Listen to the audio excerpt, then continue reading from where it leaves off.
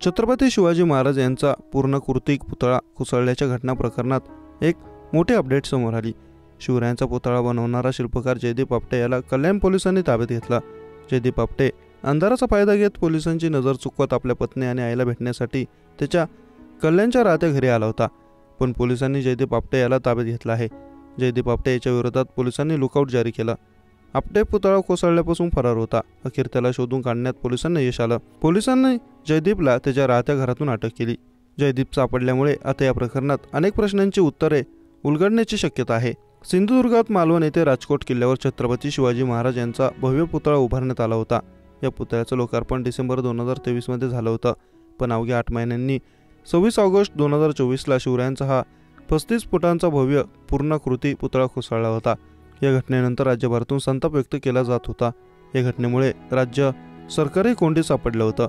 या घटनेनंतर मुख्यमंत्री एकनाथ शिंदे यांच्यापासून पंतप्रधान नरेंद्र मोदी यांनी शिवरायांची आणि शिवप्रेमींची माफी मागितली होती। तसेच पुतळा कोसळल्याच्या घटना प्रकरणी सविस्तर तपास करणार असल्याचं आश्वासन सरकारकडून देण्यात आलं होतं। या प्रकरणातील शिल्पकार जयदीप आपटे हा घटना घडल्यापासून फरार होता। त्यामुळे राज्य सरकारनेच त्याला लपवून ठेवल्याचा आरोप विरोधकांकडून करण्यात येत होता। दुसरीकडे पोलिसांनी जयदीपच्या शोधासाठी 7 वेगवेगळी पथकं तैनात केली होती। जयदीप आपटेवर गुन्हा दाखल झाला होता। घटनेनंतर जयदीप याचे कुटुंबीय शहापूरला नातेवाईकांकडे गेले होते।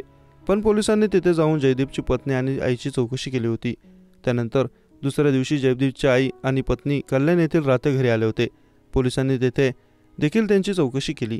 जयदीप सापडत नसल्याने पोलिसांनी लुकआउट नोटीसही जारी केली होती।